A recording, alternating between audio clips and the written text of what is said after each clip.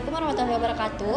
Perkenalkan, kami dari kelompok 12 akan menjelaskan mengenai tugas besar mata kuliah perancangan sistem informasi. Untuk studi kasus, kali ini kami mengambil sistem pemesanan hotel. Nah, dalam presentasi ini kami akan menjelaskan mulai dari analisis kebutuhan sistem, perancangan menggunakan UML, hingga rancangan antarmuka mockup yang menggambarkan bagaimana sistem akan digunakan oleh pengguna.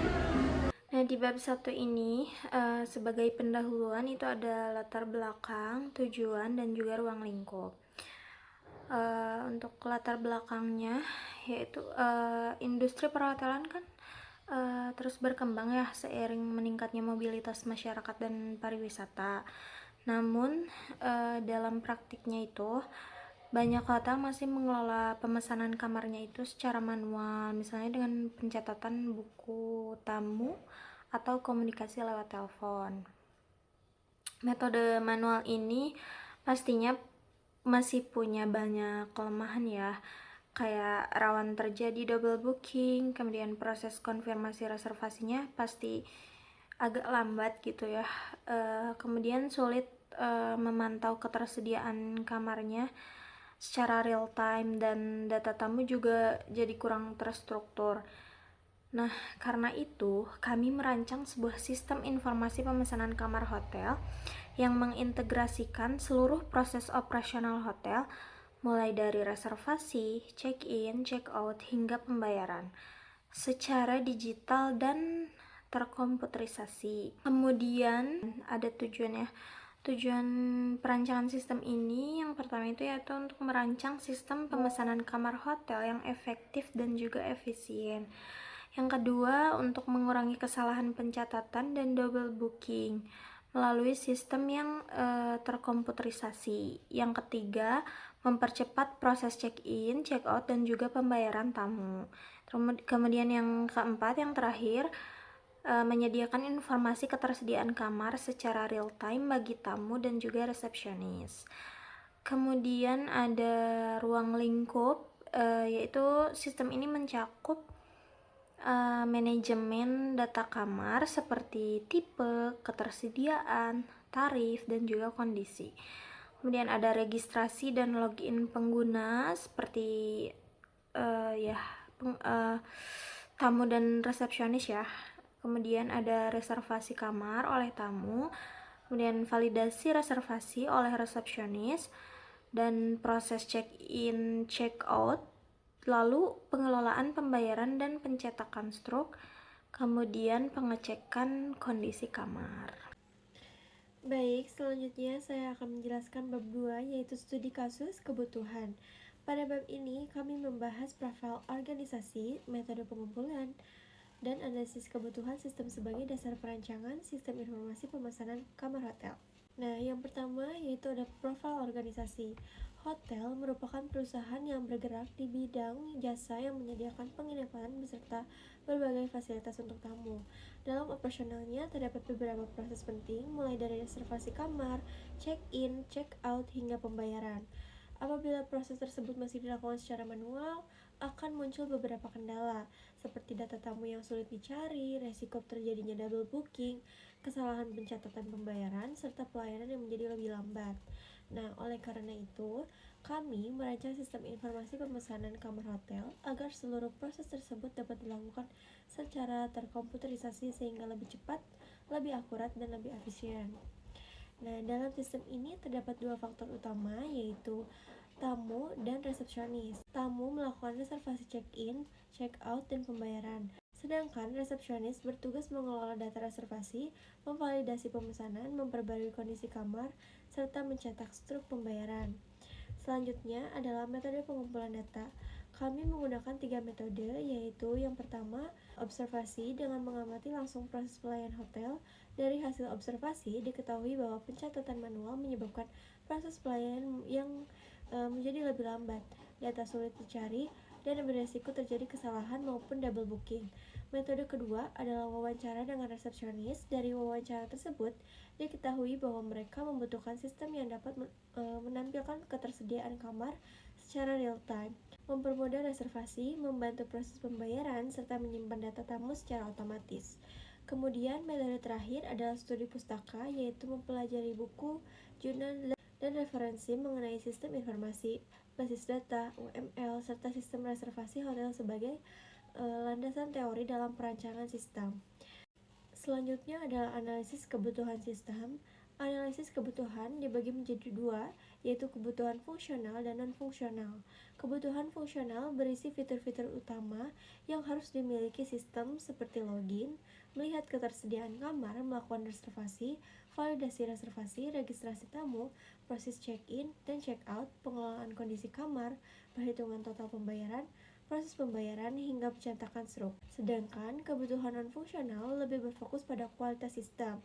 Sistem harus memiliki keamanan melalui login, mudah digunakan oleh pengguna, mampu memproses dan data dengan cepat, lalu menghasilkan data yang akurat, menyimpan seluruh data ke dalam database, serta memiliki fitur backup untuk menghindari kehilangan data. Jadi, dapat disimpulkan bahwa hasil studi kebutuhan ini menjadi dasar dalam merancang sistem informasi pemesanan kamar hotel agar sesuai dengan kebutuhan pengguna dan mampu meningkatkan efektivitas pelayanan di hotel. Oke, nah di sini bisa dilihat ada satu use case diagram ya, satu gambar use case diagram. Nah, pada sistem ini, aktor tamu memiliki peran utama sebagai pengguna layanan hotel.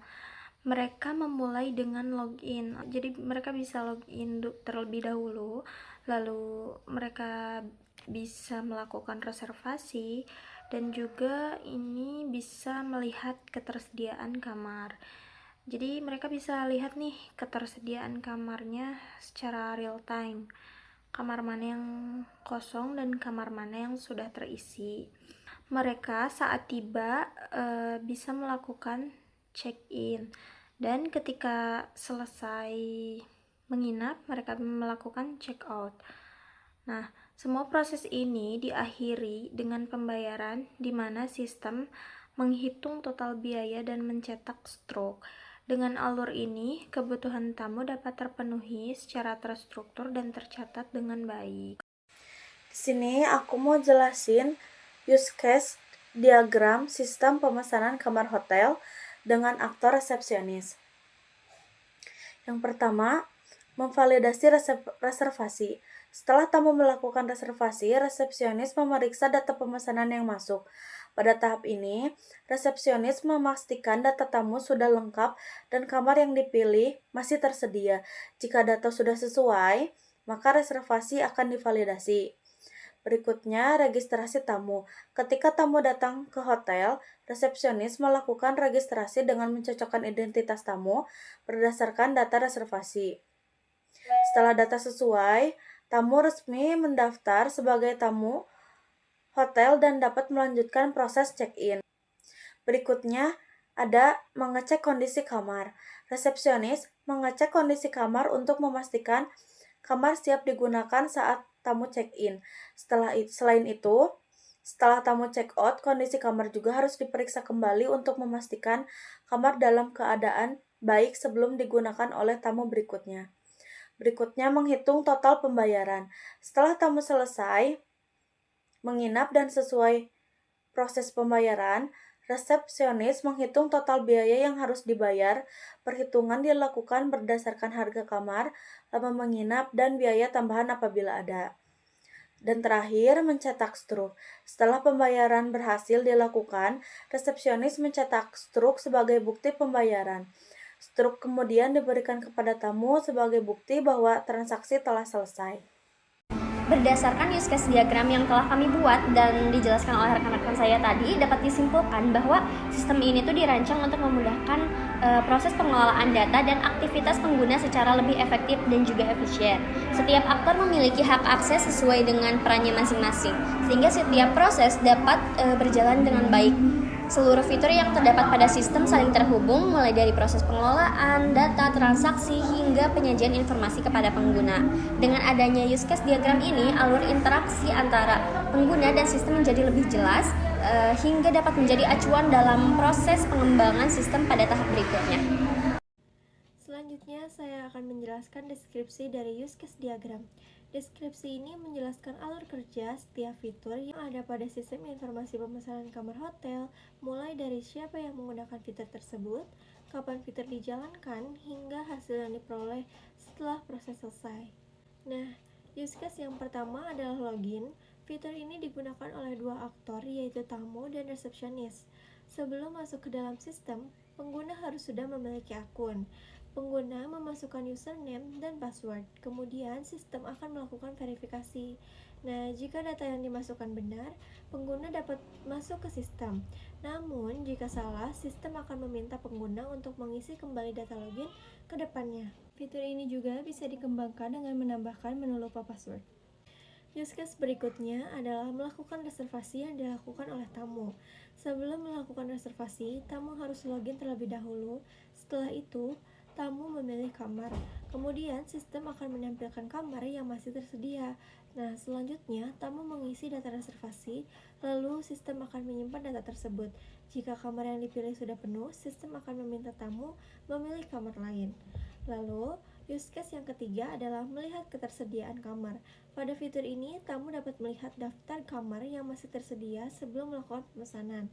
Nah, sistem akan mengambil data dari database kemudian menampilkan kepada pengguna. Jika seluruh kamar sudah terisi, sistem akan memberikan informasi bahwa tidak ada kamar yang tersedia. Selanjutnya adalah memvalidasi reservasi yang dilakukan oleh resepsionis. Setelah tamu melakukan pemesanan, resepsionis akan memeriksa data reservasi yang masuk.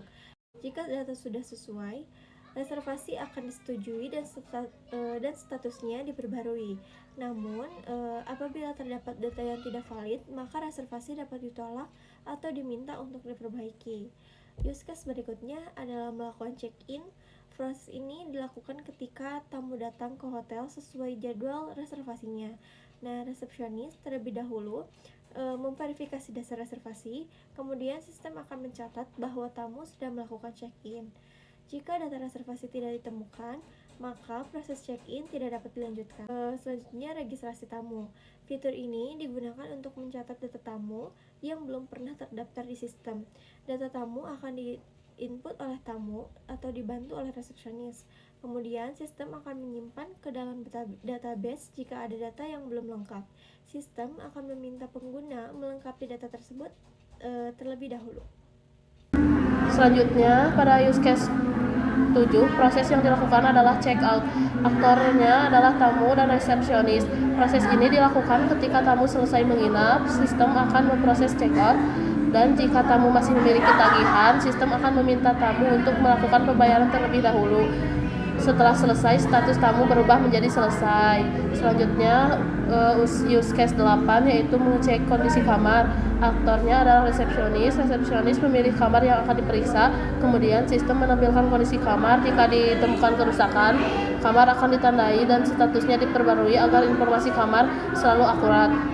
Selanjutnya, use case 9, proses yang dilakukan adalah pembayaran. Aktornya yaitu tamu dan resepsionis. Sistem akan menampilkan total biaya yang harus dibayar, kemudian tamu melakukan pembayaran. Setelah pembayaran berhasil diverifikasi, transaksi dinyatakan selesai. Jika pembayaran gagal, proses dapat diulang kembali. Selanjutnya, use case 10 yaitu menghitung total pembayaran. Pada use case ini, sistem otomatis menghitung biaya menginap berdasarkan lama menginapnya dan tarif kamar. Setelah perhitungan selesai, total pembayaran akan ditampilkan sebelum tamu melakukan pembayaran. Akhir adalah ini use case 11 yaitu mencetak struk. Aktornya adalah resepsionis. Setelah pembayaran berhasil dilakukan, sistem mengambil data transaksi dan mencetak struk sebagai bukti pembayaran. Apabila printer mengalami kendala, sistem akan menampilkan informasi bahwa proses cetak gagal. Di sini aku mau jelasin activity diagram. Pertama, user membuka aplikasi. Proses dimulai ketika tamu atau guest membuka aplikasi reservasi hotel. Berikutnya, pilih kamar. Tamu memilih kamar yang diinginkan sesuai kebutuhan. Cek ketersediaan kamar. Setelah kamar dipilih, sistem akan melakukan pengecekan kamar tersebut masih tersedia atau sudah dipesan oleh tamu lain. Isi data reservasi.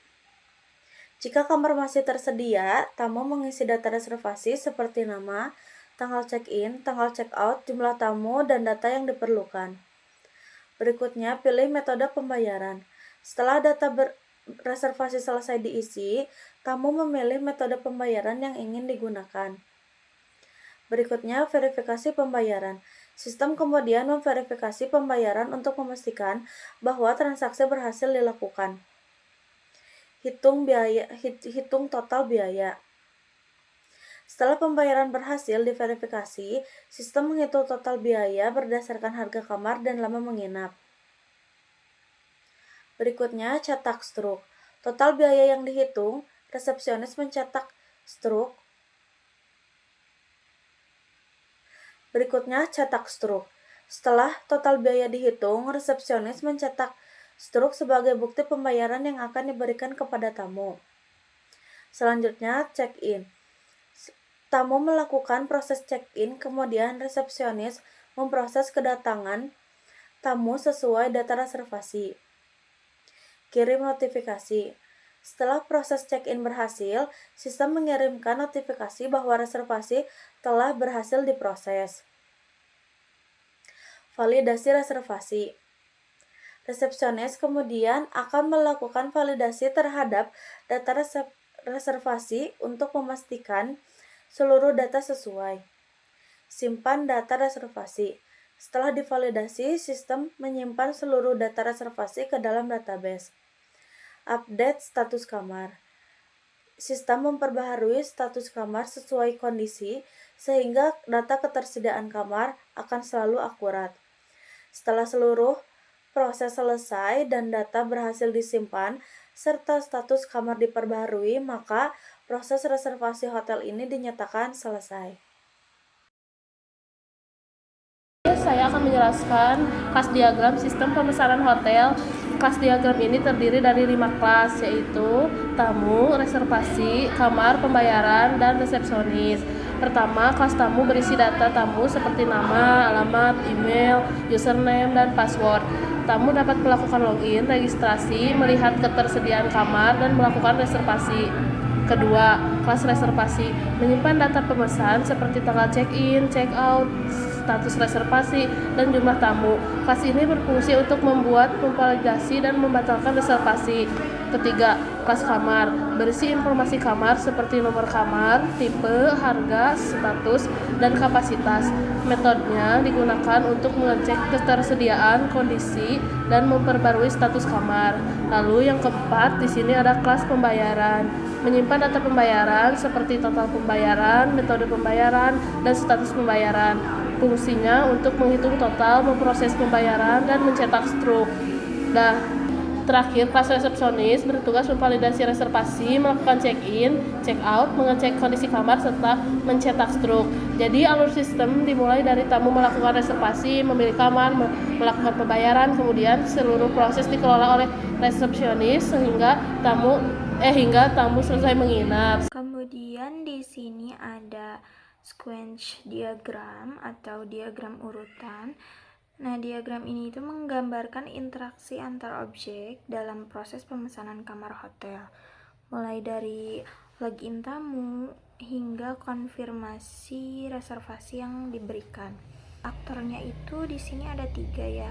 Yang pertama tamu, aktor yang melakukan pemesanan kamar. Kemudian ada sistem, yaitu objek aplikasi atau web hotel yang menjadi penghubung antara tamu dan resepsionis. Kemudian yang ketiga ada resepsionis, itu aktor yang memvalidasi reservasi dari sisi hotel. Nah, untuk alurnya itu di sini ada tahap login. Tamu mengirim kredensial ke sistem untuk masuk ke sini ya. Kemudian akses akan diberikan oleh sistem. Jadi si sistem ini membalas dengan memberikan akses atau pesan balik ke tamu. Nah, kemudian di sini ada tahap pemilihan kamar. Di sini ada pilih kamar, tanggal dan tipe. Tamu memilih kamar berdasarkan tanggal dan tipe kamar yang diinginkan. Nah, kemudian si sistem ini kan membagikan yang tampilkan ketersediaan. Nah, si sistem itu menampilkan status ketersediaan kamar kepada tamu. Nah, kemudian si fragment OPT ini itu atau opsional ya. Bagian ini adalah combined fragment bertipe OPT atau opsional. Artinya, urutan pesan di dalamnya hanya dijalankan jika kondisi terpenuhi. Dalam hal ini, jika kamar tersedia, nantinya ini ada kirim data reservasi. Nah, si tamu mengirimkan data reservasi ke sistem.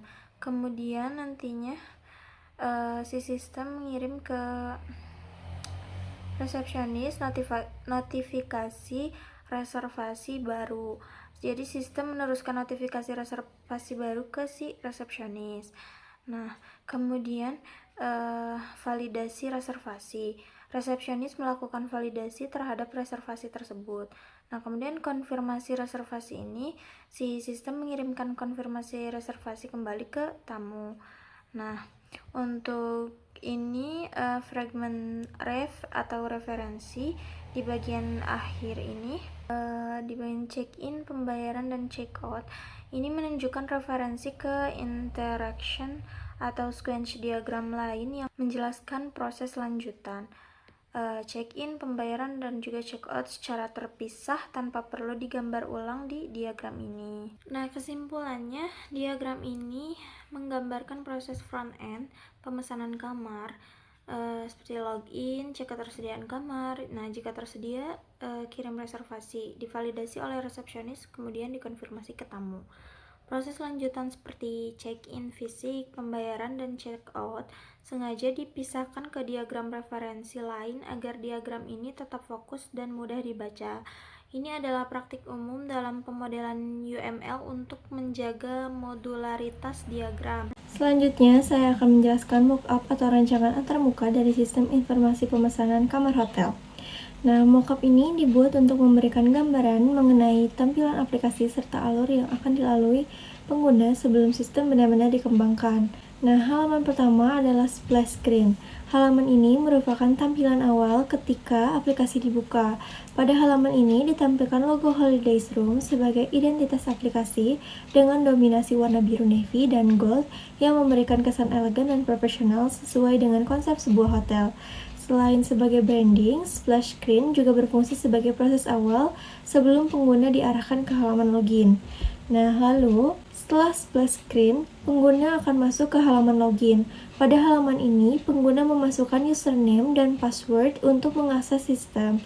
Nah, login dapat digunakan baik oleh tamu maupun resepsionis sesuai hak akses masing-masing. Selain tombol login, kami juga menyediakan fitur forget password apabila pengguna lupa kata sandinya, serta tombol sign up bagi pengguna yang belum memiliki akun. Nah, apabila pengguna belum memiliki akun, maka dapat memilih menu sign up dan masuk ke halaman registrasi. Nah, pada halaman ini, pengguna diminta mengisi beberapa data diri seperti nama lengkap, nomor KTP, nomor telepon, email, password, dan konfirmasi password. Setelah seluruh data diisi dengan lengkap, pengguna menekan tombol sign up. Kemudian data akan disimpan ke database sehingga akun dapat digunakan untuk login. Di sini saya akan menjelaskan mockup tampilan nomor 4 yaitu dashboard tamu. Nah, halaman itu merupakan halaman utama yang akan ditampilkan setelah pengguna berhasil login ke dalam aplikasi. Pada bagian atas terdapat informasi mengenai reservasi aktif. Jika pengguna belum melakukan pemesanan kamar, maka akan muncul pemberitahuan bahwa belum ada reservasi aktif beserta ajakan untuk melakukan pemesanan. Di bawahnya itu terdapat menu utama yang memudahkan pengguna dalam mengakses berbagai fitur yaitu daftar kamar untuk melihat ketersediaan kamar, reservasi untuk melakukan pemesanan kamar, riwayat booking untuk melihat riwayat pemesanan yang pernah dilakukan, serta profil untuk mengelola informasi akun pengguna. Selain itu, pada bagian bawah juga tersedia navigation bar sehingga pengguna dapat berpindah ke halaman lain dengan lebih cepat dan mudah. Dengan tampilan ini, pengguna dapat mengakses seluruh fitur utama aplikasi secara lebih praktis dan efisien. Kemudian di slide kelima mockup ini ada tampilan data kamar. Untuk data kamar ya, jadi kamar yang tersedia, terisi, dan juga perbaikan itu diperlihatkan di sini ya, seperti ini. Nah, di sini kan yang standard room, terus deluxe room itu tersedia, kemudian yang suite room sudah terisi, dan family room sedang ada perbaikan. Jika tersedia si buttonnya ini akan berwarna hijau, kemudian jika sudah terisi akan berwarna merah, dan jika sedang perbaikan ini berwarna orange. Selanjutnya, aku mau jelasin mockup halaman detail kamar. Halaman ini berfungsi untuk memberikan informasi lengkap mengenai kamar yang dipilih oleh tamu. Di dalamnya terdapat foto kamar untuk memberikan gambaran kepada tamu, nama kamar, harga kamar, kapasitas, dan fasilitas utama seperti AC, Wi-Fi, TV, serta deskripsi dan fasilitas yang tersedia. Setelah tamu yakin dengan pilihannya, tamu dapat menekan tombol reservasi sekarang untuk melanjutkan proses pemesanan. Selanjutnya ada mockup halaman reservasi kamar. Pada tampilan ini merupakan halaman reservasi kamar. Halaman ini digunakan oleh tamu untuk melakukan pemesanan kamar hotel. Pengguna diminta mengisi nama tamu, memilih tipe kamar, menentukan tanggal check-in dan check-out, serta jumlah tamu yang akan menginap. Jika diperlukan, tamu juga dapat menambah catatan khusus pada kolom yang tersedia. Setelah seluruh data terisi, pengguna menekan tombol pesan sekarang untuk mengirim reservasi. Nah, selanjutnya, pada halaman ringkasan reservasi, sistem menampilkan kembali seluruh data pemesanan yang telah dipilih oleh pengguna. Di halaman ini ditampilkan tipe kamar, tanggal check-in dan check-out, lama menginap, jumlah tamu, hingga rincian biaya. Dan sistem juga secara otomatis menghitung total pembayaran, termasuk pajak, sehingga pengguna dapat mengetahui jumlah yang harus dibayarkan sebelum melanjutkan ke proses pembayaran. Apabila data sudah sesuai, pengguna cukup menekan tombol lanjut pembayaran. Lalu ada mockup halaman pembayaran. Selanjutnya adalah pada halaman ini ditampilkan total pembayaran yang harus dibayar oleh tamu. Sistem yang menyediakan beberapa pilihan metode pembayaran yaitu transfer bank, kris, kartu kredit atau debit, dan tunai. Setelah memilih metode pembayaran yang diinginkan, pengguna dapat menekan tombol bayar sekarang untuk menyelesaikan proses pembayaran. Lalu mockup halaman pembayaran berhasil. Halaman ini muncul setelah transaksi berhasil diproses. Di dalamnya terdapat informasi transaksi seperti nomor transaksi, tanggal pembayaran, metode pembayaran, dan total pembayaran. Pengguna juga dapat menekan tombol download to. Berikutnya, aku mau jelasin halaman riwayat booking. Halaman ini berfungsi untuk menampilkan daftar pemesanan kamar yang telah dilakukan oleh tamu. Di bagian atas terdapat menu filter yaitu semua, menunggu, check-in, serta selesai, yang dimana untuk memudahkan tamu melihat status pemesanannya. Setiap kartu booking menampilkan foto kamar, nama tipe kamar, tanggal menginap, lama menginap, total pembayaran, serta status pemesanan seperti dikonfirmasi, selesai, dan untuk tombol check-out ini berfungsi untuk jika ada tamu yang masih menginap. Di bagian bawahnya juga terdapat menu navigasi untuk berpindah ke halaman beranda, kamar, booking, dan profil. Halaman 12 ini ada kayak informasi akun gitu. Nantinya di sini ada nama lengkap, nomor HP, email, dan nomor KTP. Dan juga nanti jika lupa password ini bisa diubah passwordnya. Kemudian jika ingin logout ini juga tinggal klik logout. Di sini adalah tampilan mockup untuk nomor 13 yaitu dashboard resepsionis. Dashboard ini merupakan halaman utama yang digunakan oleh resepsionis setelah berhasil login ke dalam sistem. Pada bagian atas ditampilkan ringkasan aktivitas harian seperti jumlah reservasi hari ini, check-in hari ini, dan check-out hari ini. Informasi ini juga membantu resepsionis untuk memantau kondisi operasional hotel secara cepat. Di bawahnya terdapat beberapa menu utama yang digunakan dalam pekerjaan sehari-hari, yaitu validasi reservasi untuk memverifikasi data pemesanan, data kamar untuk melihat dan mengelola informasi kamar, serta check-in tamu untuk memproses tamu yang datang, serta check-out tamu untuk menyelesaikan proses menginap, pembayaran untuk mengelola transaksi, dan cetak struk sebagai bukti pembayaran bagi tamu. Nah, di paling bawah ini juga terdapat tombol logout yang digunakan untuk keluar dari sistem setelah seluruh pekerjaan selesai dilakukan. Dashboard ini dirancang agar seluruh kebutuhan resepsionis dapat diakses dalam satu halaman sehingga pekerjaan menjadi lebih cepat, terstruktur, dan juga efisien. Di sini ada halaman validasi reservasi. Kita bisa langsung aja cari nama atau nomor reservasinya langsung biar langsung ketemu gitu. Jadi caranya berdasarkan nama atau nomor reservasi gitu. Nah, kemudian ini ada untuk menyetujui atau menolak permintaan reservasi. Nah, ini kan misalnya salah satu deluxe room ya. Nah, bisa langsung diklik setujui saja.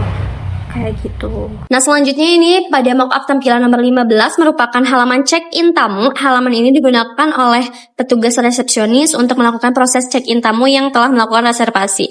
Pada bagian atas terdapat kolom cari reservasi yang berfungsi untuk mencari data tamu berdasarkan nama atau nomor reservasi. Nah, setelah data ditemukan, sistem akan menampilkan informasi penting seperti nama tamu, nomor reservasi, jenis kamar, serta tanggal dan waktu check-in. Setelah petugas memastikan bahwa data yang ditampilkan sudah benar, petugas hanya perlu menekan tombol proses check-in.